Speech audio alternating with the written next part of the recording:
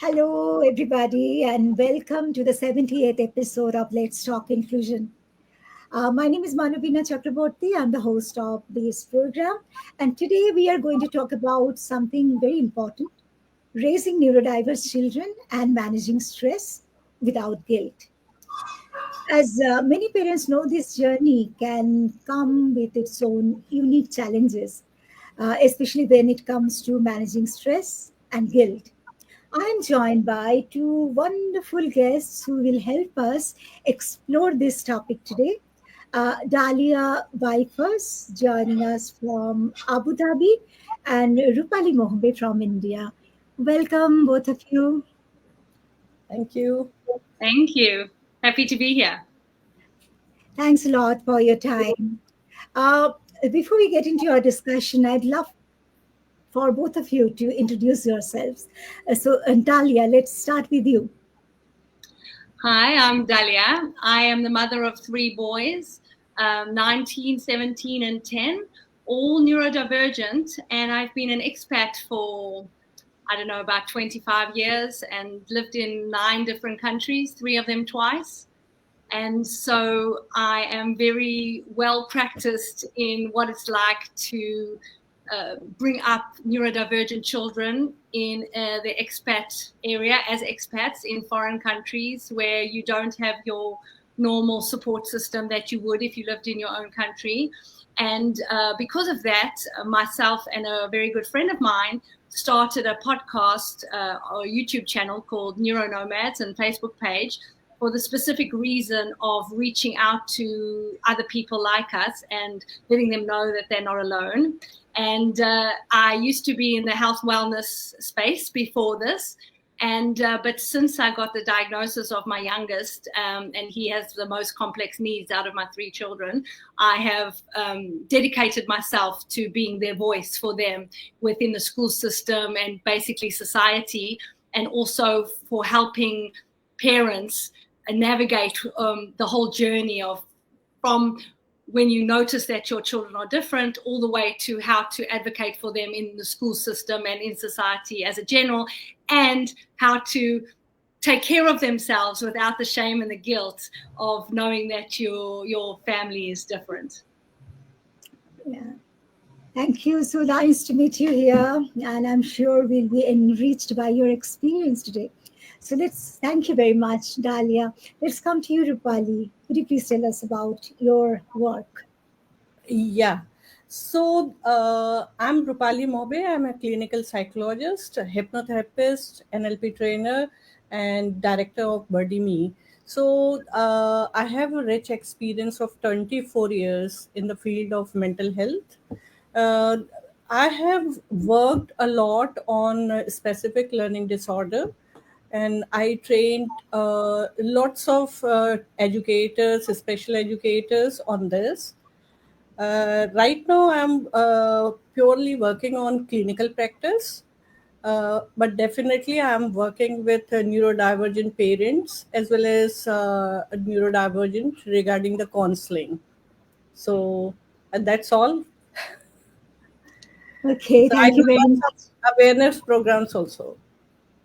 Oh, that's great. Thank you very much. Thank you both for the introductions. Now let's get into our conversation. My first question is for both of you. What does managing stress without guilt really mean for parents of neurodiverse children? Dallia, would you like to start? Sure. I think it starts with acceptance of the difference. You know, when you try and push it down or say, oh, no, everything's going to be fine, then you're trying to keep up the appearances that you're not struggling. So I think the first thing to do is to accept that the difference, stop feeling shame of the difference, and realizing that your kid's biggest advocate is going to be you.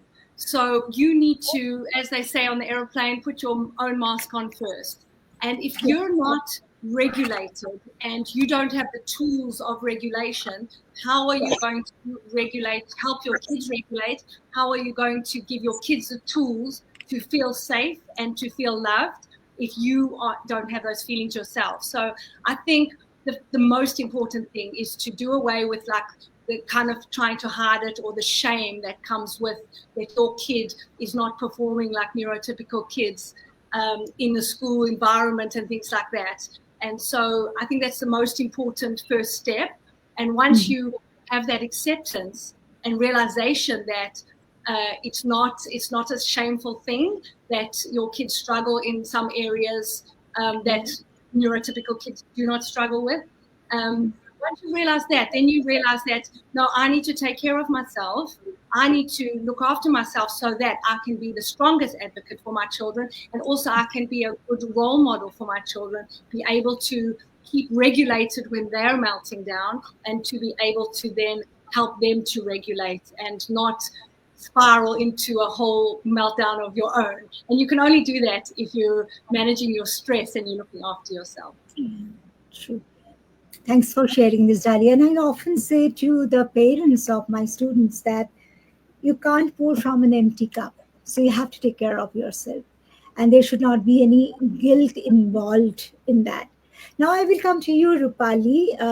Would you like to add something to it? Yes, so I will give you a real case story where there was a lady who came for the counseling.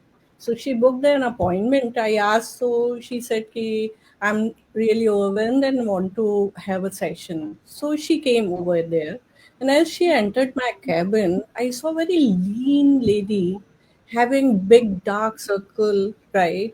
Very anxious. The eyes are looking like she has sleepless nights, right? And she was very anxious. And when she said, she was having lots of feeling of overwhelming guilt and self-doubt. And she was showing me that she was having them this register which is having. Rupali, sorry for the interruption. Someone has written, Hanu cannot see you all. So those who are watching us, could you please write whether you are able to see us or not? Yeah, now. Yes. Now she can. Yeah. Okay, that's great. So if you continue.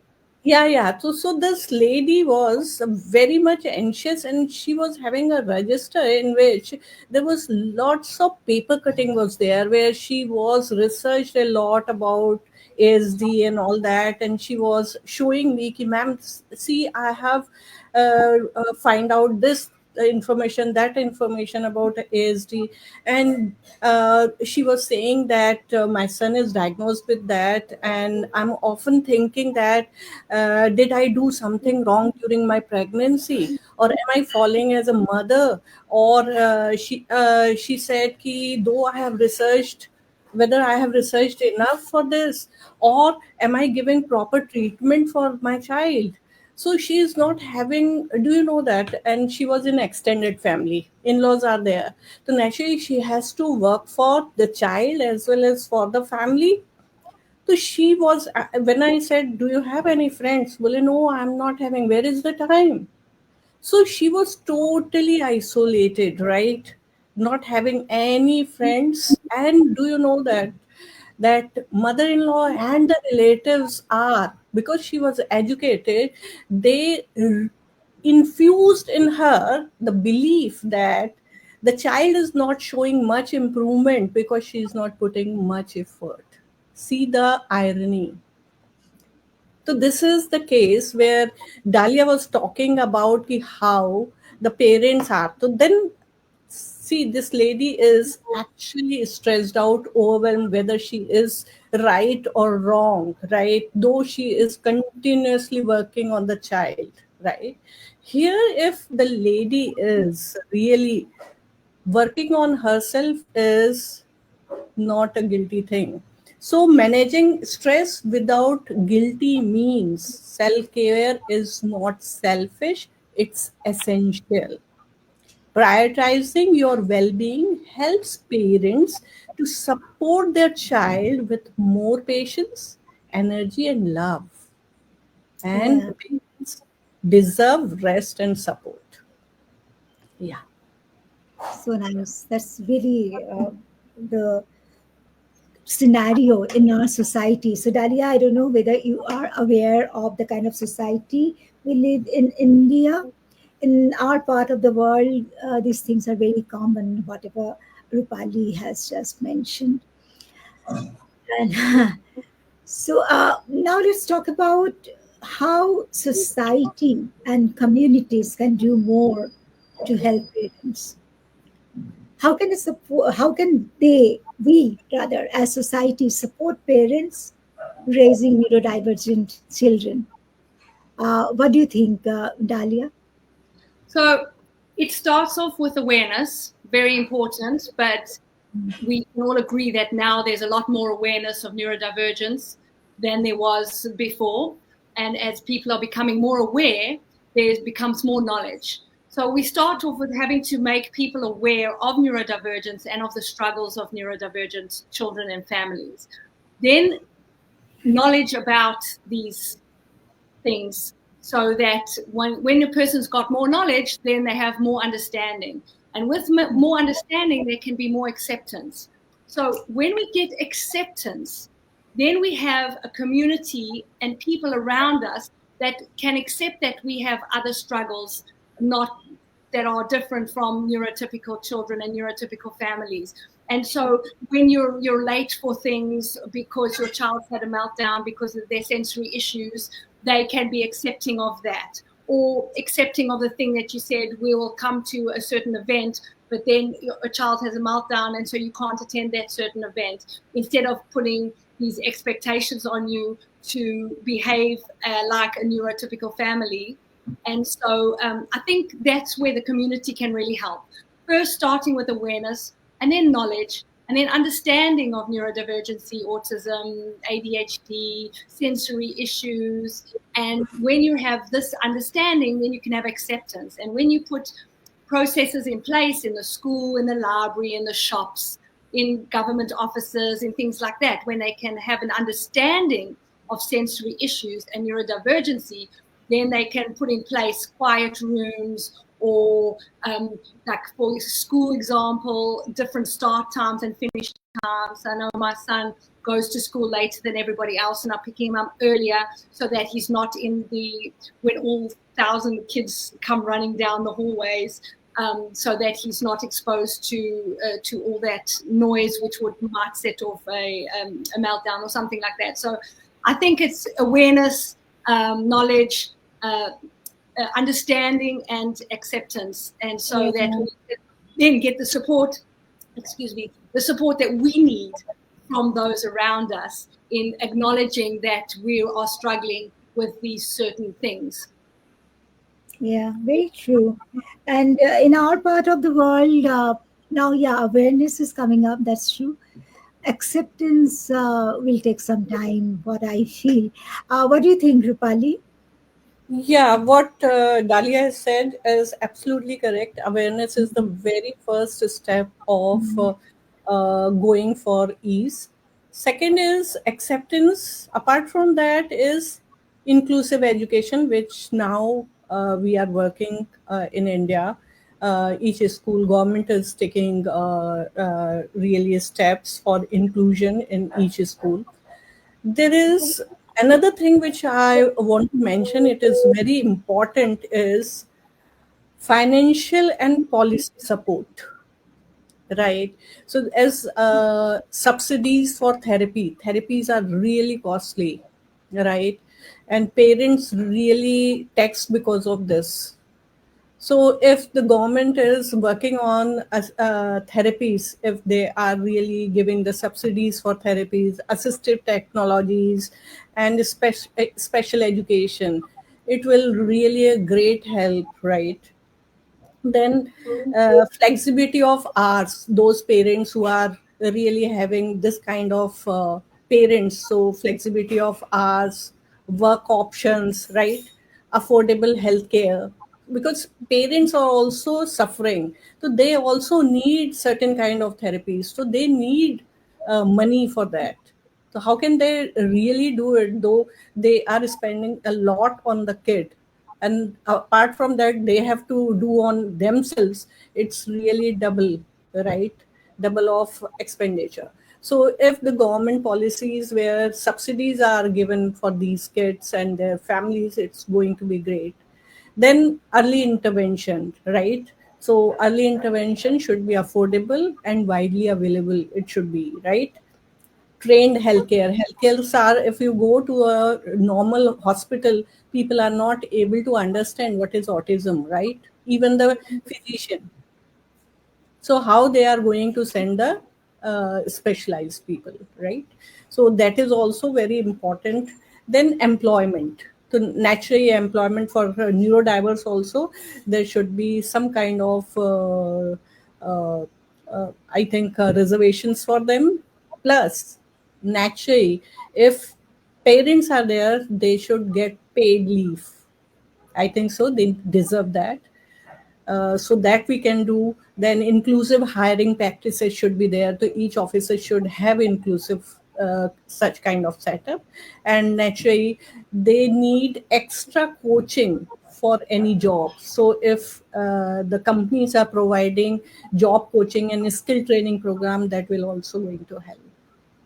So what I am finding is, if we are doing like that, plus legal and advocacy effort, which definitely the parents as well as the society has to do, that will help. Yeah, that's true.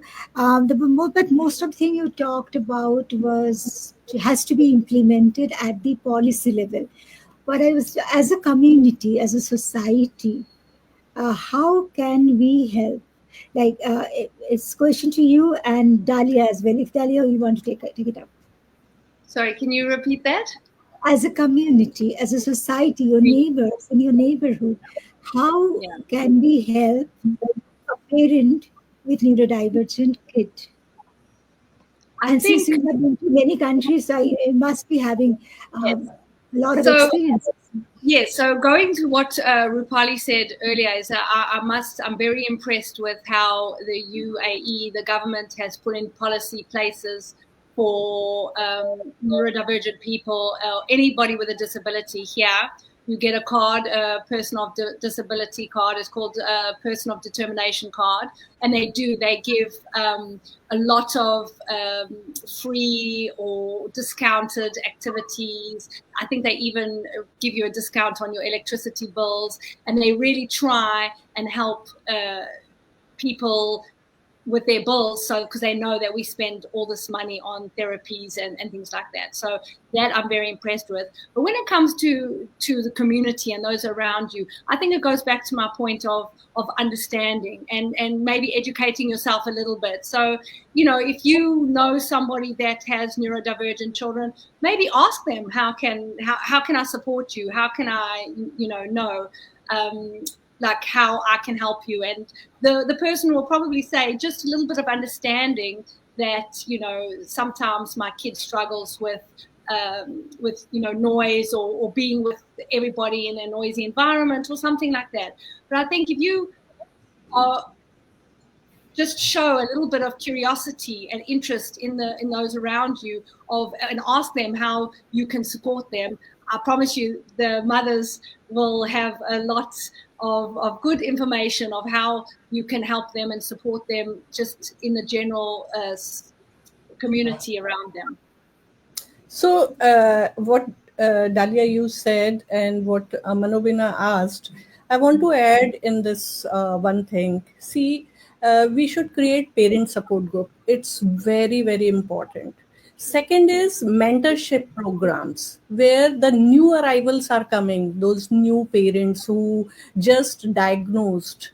So mentoring them ki how they can do certain kind of thing, where they can approach and all these, that can mentorship is going to really help the community. Then the third is what I feel is inclusive playgrounds, right? That will help playgrounds, community centers, and recreational activities. So if we are communities having such kind of playgrounds where they are accommodate such kind of kids, is going to really help. So if we are talking about community support network, so this according to me is going to be really great. Yes, if I agree can with add you. to that, sorry. Yeah. The school where I'm at the moment in Abu Dhabi, they have a parent support group for parents of neurodivergent children, and we meet once a month. and we discuss with the school what is working great, what we would love to see, and what is not working well with our kids. And we have this open dialogue with the school, which I think is invaluable, whereas parents feel heard. And in life, all you want to do is feel heard. People are trying to understand your point of view. And we have this open dialogue with the school, which I think is so important to make lives better for our families, for our kids. And you don't get this in many schools around the world. And I think that's something that is a small thing that each and every school in the world could implement, once a month meeting of the parents of neurodivergent children and a representative, the head of inclusion or something from the school, so you can have this open dialogue. And that would take off so much stress off the parents, because even if all your ideas aren't implemented, at least you feel heard by the school. Before they change uniform, they should consult the neurodivergent families, because the new uniform might totally send the kids into a sensory overload. So if they have input in the new uniform, then it's better for everybody, because nobody likes scratchy clothes to wear to school every day. That's great. That's great. We have, our school is situated within the campus of a mainstream school, and our unit at present we have 77 children and young people. So it's a completely separate unit, but within the campus of a mainstream school. So children get inclusive environment, but it's not an inclusive classroom. It's difficult here in our area. And we actually do that. We have WhatsApp groups for parents, and we have regular meetings with parents. And it's a very good thing you suggested. Every school should have such things. Yeah. Also, Dallia, have you ever faced any criticism or misconceptions? There are some common misconceptions, as you were sharing, or Rupali was sharing earlier, that sometimes people think mother has done something. The mother thinks that I haven't done enough for my child. That's why my child has different challenges. So there are some misconceptions in the communities, within the communities as well. So have you ever faced anything like that? Of course. As a parent, the moment you find out you're pregnant, you worry. Am I doing it right? Am I doing everything right? Am I doing what's best for my children? And then when you do realize that your children are struggling more than the neurotypical child, of course you think about, is there something wrong? When my kids were little, I was very strict, and I didn't feed them any sugar. And I, because of my wellness and nutrition background, I make sure there's no preservatives, and I try and eat and feed my kids organic food, and I try and all this. So you really try and feel like, before my oldest one was diagnosed with ADHD, when he was, I was like, is it something I'm doing wrong? Must I do something different with his routine, and things like that. But then once he was diagnosed, I realized that it's not something that I'm doing, and that took a big weight off my shoulders, because you think everything's your fault as the parent. But when they are diagnosed with these, like, neurodivergence, yes, you can help, and you can help them thrive by the early interventions, by routine and the things that work for your kids. Yes, those things help, but their condition is not your fault, and it takes that kind of weight off your shoulders to know that it's like a neurotype. And yes, we can do things to make their experience of life better and let them cope better with life, but their actual neurological condition is not because you let them stay up an hour later, or you were too strict when they were small, or something like that, or you haven't researched enough like that. So awareness is the key. Yes. So I think with misconceptions and criticism and stuff like that, I think that just comes down to lack of awareness. And as Rupali was saying, even physicians and doctors, and I've had a pediatrician say, oh, it's obviously not that mild, he doesn't look autistic, or, just silly things like that, because all my kids are extremely funny and intelligent and verbal and things like that. So there's a misconception that because they are so likable and funny kids, that they're not actually struggling with the things you're saying. So there's kind of like, they don't believe you when you as a parent saying, my child could not physically get out of bed today and put on his clothes and come to school because of his crippling anxiety. And they were like, so when they see them at their best, when they're regulated, and they go, oh, what lovely, children, and they can't see when you're trying to tell them how much you struggle. So I think that is the biggest misconception, is that if your kid, and sometimes the school says, oh, they're fine at school, and that also breeds into the idea that what you're doing at home is wrong. But it's just them masking at school and trying to act neurotypical at school. When they get home, they're so exhausted, that's when they melt down. So I think that's been the biggest misconception. And even from professionals, even from psychologists, I've had, like, instead of support, I've had, I think he should exercise half an hour a day and eat more fish for omega-3. While these are good advice, I can get that from Google. What I need is support, saying, okay, how can we regulate him so he can make these good decisions? How can we make him so he wants to exercise and he wants to eat the good food? How can we support you? Where an OT once said to me, she said to me, because he has sensory issues and meltdown every time we put on socks and shoes to go to school, which would make us even later for school, she said to me, give him hard pressure massage on the feet before you put the socks on and the shoes on, and then he won't have such a sensory experience with the socks and shoes. Now that is helpful advice, and that is the single most helpful advice that I've ever had, and it stopped the morning meltdowns when he put his shoes on for school, because he's already so anxious when we're on the way to school. That extra little thing was the last straw. So where you have people that are not understanding and accepting of you and giving you support, they're giving criticism and advice. You want people that are saying, I'm so sorry for you that you are experiencing this. How can we work together to make it easier for you and your child to thrive in life? And so that's where the difference of, like, a neuroaffirming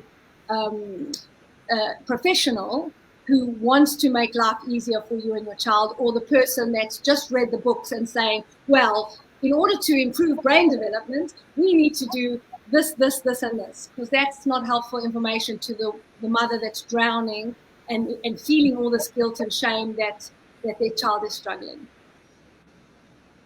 That's great. Yeah, very true, very true. Now I will come to you, Rupali. Have you ever come across any misconceptions that might cause stress for parents?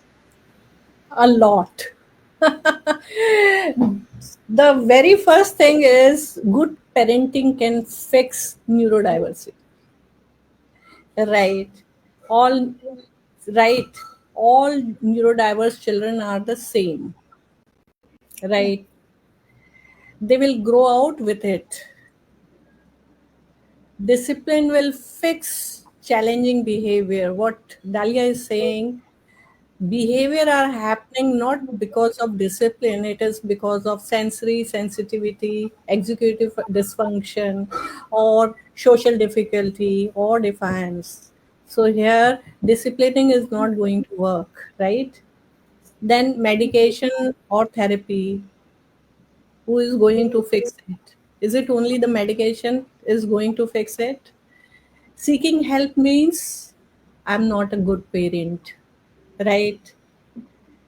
Then parents should be able to handle their kids. No need of any help. Then my child is struggling, I'm not doing enough. This is the most important guilt the parents are having, and especially the mother. So in just beside my clinic, as I said, there is a neurodevelopmental center, and just front of me is a clinic that is beauty clinic that is a dermatologist is running. So do you know that the parents are, the mothers are leaving the child, and for 1 hour they are going for their beauty clinic. I suggest you just go over there, do something on yourself so that you feel good. Right. So these kind of things generally people are coming with complaints where they are having they feel like that people are not understanding. It is because of purely awareness issues.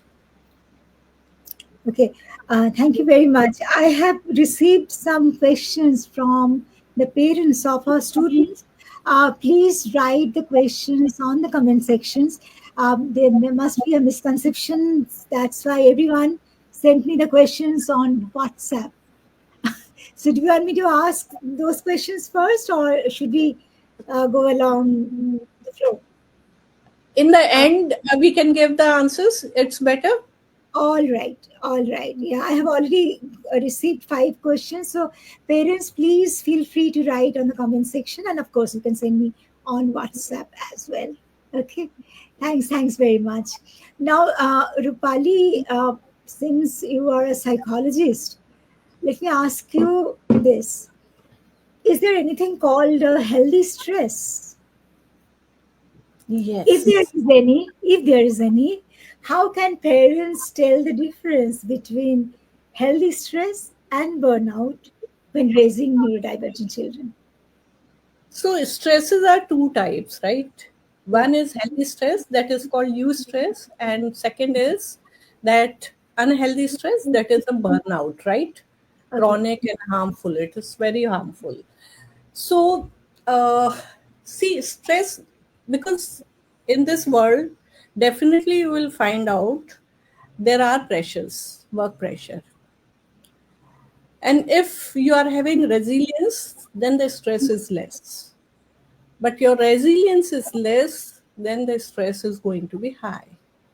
Now, what is high, which is making you crippled, making you really harmful, is when you are feeling emotionally exhausted, feeling drained out, numb, or disconnected with emotions. Means when you start feeling, when you are working for your child, you are feeling obligation, karna Yeah. hai, right? Then understand there is a burnout. Then you are feeling overwhelming tiredness, though you are sleeping, trying to do certain kind of rest periods, taking that also, still you are not recuperating. Then we can say ki it's a persistent fatigue, though no matter what you are taking breaks and everything, is still the fatigue is not going. You are constantly feeling some ache and pains, right? Or you are very much frustrated, hopeless, started feeling hopeless, detached from the child, right? Then there is a social withdrawal where you don't want to meet people, talk with them, right? Even with the family members. And if the family member is saying, "Ki, let's go to the therapist or some professional," you deny. I don't want to go, Yeah. right? And feeling like, as I said, obligation, ignoring personal needs, your hygiene, lacking personal time, not want to do that, right? So this is all what burnout looks like. Opposite of that, what you stress or healthy stress we talk, definitely we feel tired, but once we take the rest, we are rejuvenated, we are ready to go, right? It motivates action, means stress motivates you to work, means stress means you know that you have to read certain articles so that you can implement some new things, right? The stress is there कि I have to work more for my child, so you are motivated to do things. Here in burnout, you don't want, you give up. I don't want to do, right? And yeah, what practical strategies can parents use to deal with these overwhelming emotions without feeling guilty? What do you think, Rupali? Yeah, there are lots of practical I will tell you, if you strategies you are talking about. First Yeah. is, it's very necessary to take proper sleep. You cannot compromise with that. Nutrition and hydration, Water is very important. We miss multiple times. I make sure one bottle I keep it over there and make sure the first half I will finish, second half now I'm Manobina is drinking. Yes, so that we have to do it, right? Take daily me time, 15 minutes to relax or do some hobby. Even gardening is really a good hobby where you just uh, do the watering, little bit of taking care of the plant, picking the old leaves and all that. This helps, right? Mindful techniques, deep breathing, meditation, right? Pranayam. These are the things which is self care, where you are really investing some time on yourself. What about Then, shopping, Rupali? sorry. What about shopping, retail therapy? Yeah, shopping is also one thing, but the people become shopaholic. Yeah. That is not good. So stress, if you are associating stress with shopping, then you will find out it's going to be binge, it's becoming addiction. So I never suggest that. Definitely shopping helps, right, where you are going in a very different zone, where you are seeing and the clothes and thinking about how I will look like, right? So that is good. But regarding if you want to uh, curb your stress and you are attaching with this shopping, it is going to harm later on. So I won't suggest that. Then healthy boundaries are very important. Don't go for perfection. Focus on progress, not on perfection. Say no to overcommitment.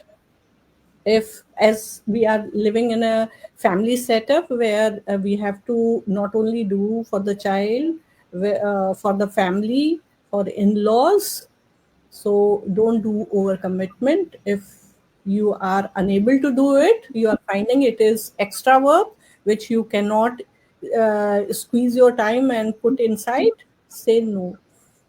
So making boundaries are very important. And uh, available resources, use that, right? Schools, some kind of maid which you are trained that maid, so that you can keep for 2 hours 3 hours, so that at least you get your own time to do something, so that you feel satisfied. So develop resources for yourself. Nobody is going to do for yourself. You have to make your own resources, right? School is very good, but I always recommend you make at home also some resources, your in-laws, whatever, the husband, as well as some outside person. Then another, growth mindset. So you should always have a growth mindset where you always think about any small changes, positive change, celebrate. Effort matters. That we can do. And last but most important is journaling. And then I give grounding techniques, mindful meditation, belly breathing, right? And still you are not able to do that, then you are finding it is still there is a burnout, then definitely you consider therapy. Therapy Would you like helps. to give some demonstration, Rupali, what you were talking about?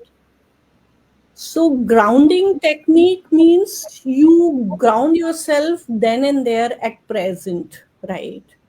Mhm. So like right now we are sitting over here, just watch five things, so one by one.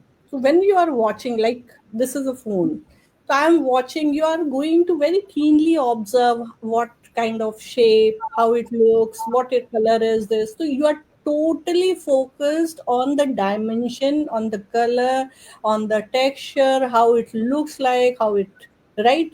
So you are totally on the seeing, watching the thing, right? Your, and once finished, then switch to second, switch to third, switch to fourth, switch to five. So five things you are going to observe. Then you are going to 4 things you are going to touch. So suppose I'm touching this pen, right? This is a pen, right? So touch what the texture is, how it is made, right? What texture is here. Then if you go down, there is a something different like this. So totally you are observant, you are feeling. Even you can close your eyes and just closing eyes, you can really make it ki how it developed, how it is tapering off, how it is like that. So 4 things you are going to do this. Then 3 things you are going to listen. To close your eyes and just try to listen, and you will find out suddenly you will get the sound of your fan, or the sound of outside some vehicle, or the sound of birds chirping. Previously, I am not hearing, but as you become mindful, be in the present, you start getting it, right? Then, 2 things smell. So, each object is having its own smell. Just bring near the close and try to close your eyes and try to smell, and you will find out definitely it's a very different smell. So Yeah. 2 things that, and 1 thing you have to just eat. So eating is also a very big procedure, where when you are keeping like raisin I will take. So if I'm taking raisin, so when I'm picking up raisin, how I'm picking, so how I'm uh, holding this raisin, picking it, now holding where, how the touch is happening, then just do it, squeeze it, how it feels like. Then after squeezing and understanding, now bring it near the nose, smell it, then touch your lower lip, then put it inside, and gradually to the right now you are totally at present, and only Yeah. doing this will relax you. So this is called grounding technique. Similarly, there is a mindful meditation. Then there is a belly breathing. Then there is a progressive muscle relaxation, PMR we say. So that all these things are only 10 minutes it takes, but really makes you relaxed. So these are the Thank you very things. much, Rupali, for all your inputs. Dalia, I would love to hear from you now. Can you share about a time when you overcame guilt while managing stress as a parent? Okay, so just to add to what Rupali was saying is what I find really, really helps me with stress management is exercise, but not just boring exercise. Exercise like doing pickleball with a group of ladies, because that is you having the social aspect of it, and you're getting the exercise, being outdoors.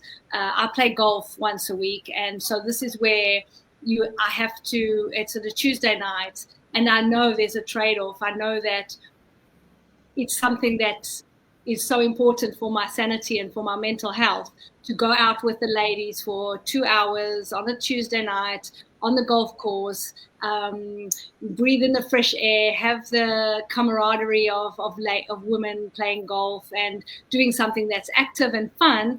But I know that because I only get home at like 9 o'clock, my normal going to bed routine for my children, for my youngest, is delayed by a few hours. Whereas normally I'd start the routine at like 6 or 7. I'm now starting the routine at 9:30. So there's a trade-off with that. So there is a guilt of knowing that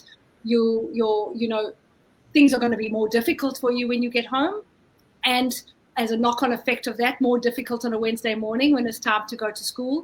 But if I don't have that outlet to go and do that, then I'm not going to be regulated enough to deal with what's happening at home. So it's definitely a balance and a trade-off.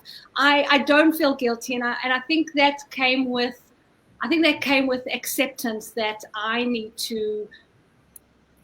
My children's life would be much harder if I didn't look after myself and there was nothing left in my tank to look after them. So I don't feel guilt, and that is expressly why I started the podcast, because I want other women to understand. I really want to get that point across to other women, that you can never ever feel guilty for looking after yourself and making sure your health. If you go into burnout and you cannot cope and you end up copping out of life because you having a breakdown, what's going to happen to your kids then? So it is most important to manage your health and wellness, mental wellness, physical wealth and wellness and health first, before you can actually be there for your kids.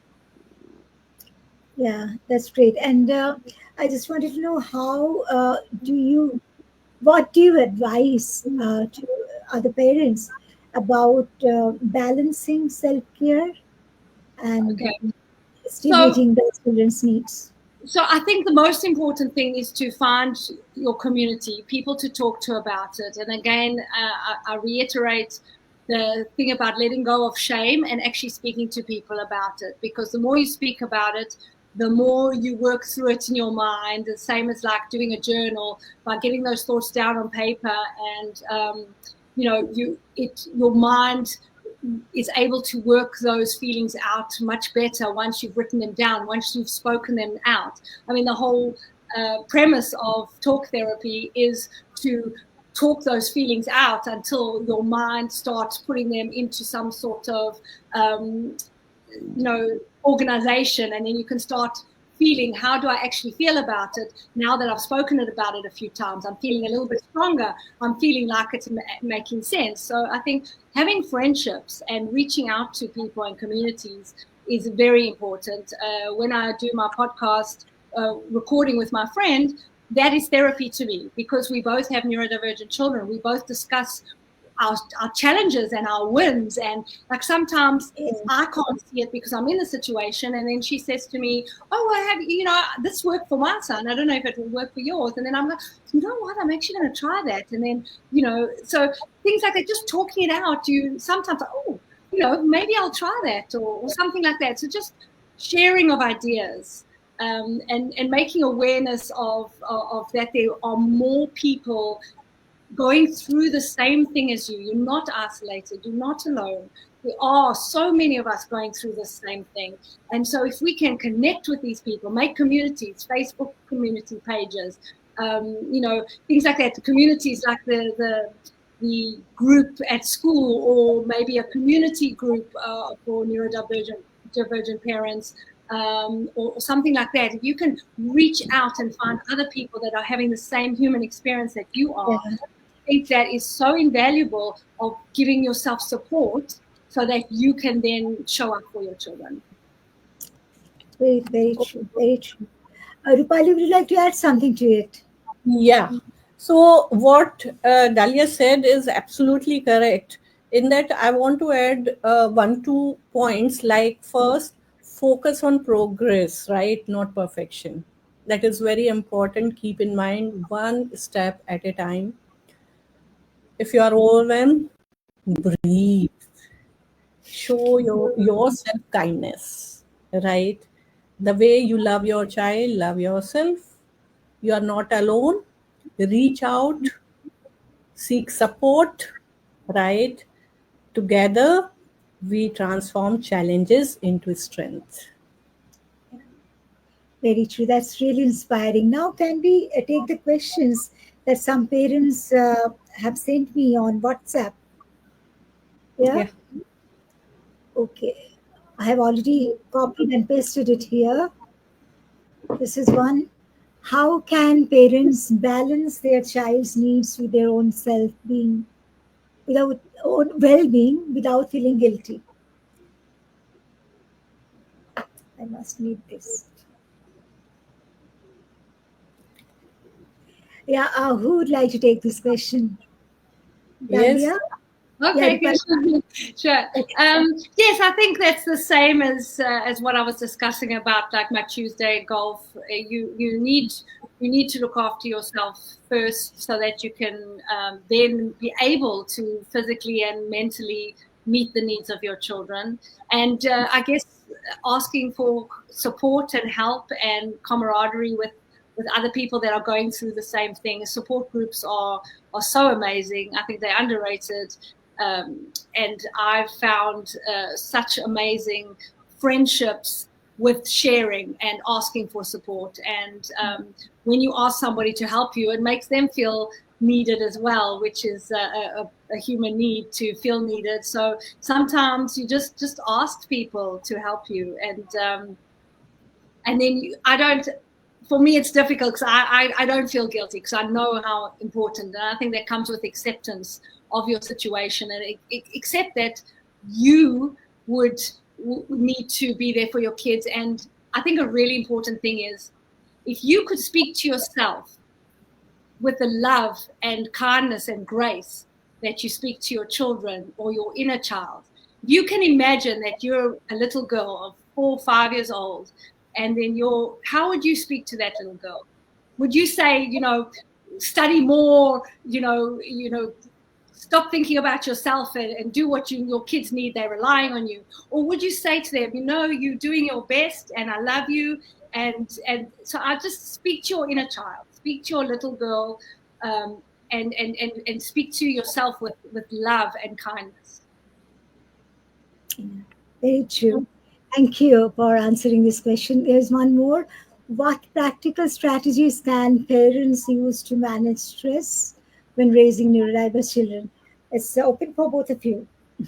Open to both of you. So 1-2 points I will give, then 2-3 Dallia can give. So practical strategies which manage stress, right? To manage the stress, as I previously also mentioned, doing yoga, pranayam, right? Mindful practices. In YouTube, if you go, there is a progressive muscle relaxation techniques also over there. So you can Google out and do that practice. It's 10 minutes, but it is really going to make you feel relaxed. Then, as I said, it is very important for you to, when there is a overwhelming, right? That time thoughts are running a lot, overthinking happens, and that time there is a stop technique which helps. That time just say your brain, stop, stop, stop. So we will do this activity, all of you right now. Everyone is talking and thinking about it, and just do it to yourself. Close your eyes and say stop, stop, stop, and just see the difference. Totally stop your mind. To just do that and see the spiraling of thought will come down. So you can do this. Then there is a very good technique, EFT, right? That is emotional freedom therapy, in which tapping happens. So there are lots who are coming in my clinic. I'm using that.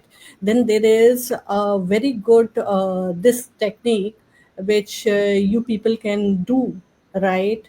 And that is called Ho'oponopono, right? This is a Hawaiian practice of self-care, right? In which they talk about 4 things: repentance, asking for forgiveness, expressing gratitude, and expressing love. This is a self-care where you say sorry, please forgive me, thank you, for self-acceptance, and I love you. What she said, inner child. So you are doing with your inner child. Sorry, I haven't cared for you. Can you forgive me? Thank you. I love you. So you can do this. So It nice. helps. So nice. Thank you very much, Rupali. One more question here. How can parents differentiate between healthy guilt that prompts positive change and unnecessary guilt that becomes burden? I think Rupali has already answered this question, right? Healthy stress and all. Would you like to add something to it, Dahlia? I just to the kind of stress release practical. I love journaling, and I started many years ago trying to write every day things that I was grateful for. And in the beginning, it's really hard. So you just say, oh, I'm grateful for that I have a house, or I'm grateful for my loving family, or I'm grateful for that my kid went to bed tonight without a struggle. And then as you start writing it, then you say, oh, I'm grateful that I have good health or whatever. But as you write it, it becomes easier and easier. And then I went from writing 3 things to writing like 2 pages of all the things I was grateful for, and it really puts you in a mood of gratitude. And when you're in a state of gratitude, you can't be upset or depressed or stressed or things like that, because you're really feeling grateful for the things that you've got. And another thing that I do, which was a game changer for me in the last 6 months, is I started doing somatic yoga, which is a release of stored trauma and stress within the body. And it's a series of movements to just release that stress and trauma. And through that, my health has improved, my sleep has improved. I mean, I do a lot of the other things like the exercising and the meditating and things like that. And I also, there was a time when my son was school refusing due to burnout and extreme anxiety. And I used to fight with him in the morning. And it used to be a big fight to go to school, but I was focusing on the wrong things. I mean, how much learning is he going to do at school when he's so anxious and shut down? So I started focusing on his well-being first and my well-being. And so I stopped fighting with him, and we looked at different strategies of how we're going to educate him. So for me, it was that shift in attitude from I have to get this child to school to this is actually destroying me and my family. I'm going to stop fighting because I need to start looking after myself and the whole family together. Great. Thank you very much. Thank you very much. It's really enriching to learn all these things. There is one more question, the last question I have received on WhatsApp. Yeah.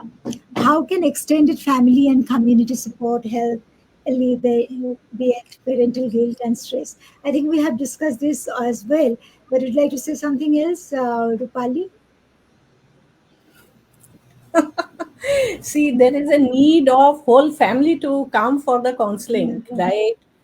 So it's a group work, teamwork. It's not like that. It is only the mother who is responsible for that. And for that, this awareness, awareness, as well as I can say, not only for the parents, but this extended people who are staying with this child needs to be aware about his needs. What are the things happens, even those who are taking caregivers are there, what they face problem. If they are aware, they can support. If they are not aware, they are not ready to help. Yeah. So awareness is important. Awareness is all, and acceptance as well. Okay. So before we sign off, do you have any advice for the parents who are watching us now? Dalia and Rupali, both of you. I would just say you're not alone. There's a lot of us out there that are going through the same struggles as you. And reach out to your friends, reach out to the communities, reach out to my community, Neuronomads. We Facebook message us. We talk to people. We want to know what you want us to talk about on our next podcast, how we can help. And the more conversations you have and the more support you get, and the more not alone and isolated you feel. And I think that's a really, really important part of our healing. Yeah, very true. Thank you very much, Dalia. And Rupali, your closing remarks, please. My closing remarks already done. So my closing remark is, see, you are not alone. People are there. Reach out. Don't shy. You are not responsible for anyone. Your child is wired differently. It's special. Let it remain special. Help him to become skilled for his things. Yeah. Don't compare, right? And you yourself take care of yourself, right? Thank you That is also very very much. Thank you very much, Rupali and Dalia, for your time, support, and insights today. Your experiences and advice will help so many parents who are watching and who will be watching later on, because I think it will be shared in several groups, several parent groups. So many people will watch and be benefited, I'm sure. Yes. Uh, and Manobina, thanks a lot for giving me platform to share my experiences about them and disseminate information. That's great. my pleasure. Thank you so much. Thank you. Thank you. Thanks a lot. Thanks a lot, Rupali and Dalia. And to everyone tuning in, thank you for joining us for another episode of Let's Talk Inclusion. Raising neurodiverse children can be tough, but it's also full of love and growth, as our experts share today. So take care of yourselves, and we will see you soon with the 71st episode of Let's Talk Inclusion. Till then, take care and goodbye. Bye, Thank you. Rupali. Bye, Dalia. Thank you.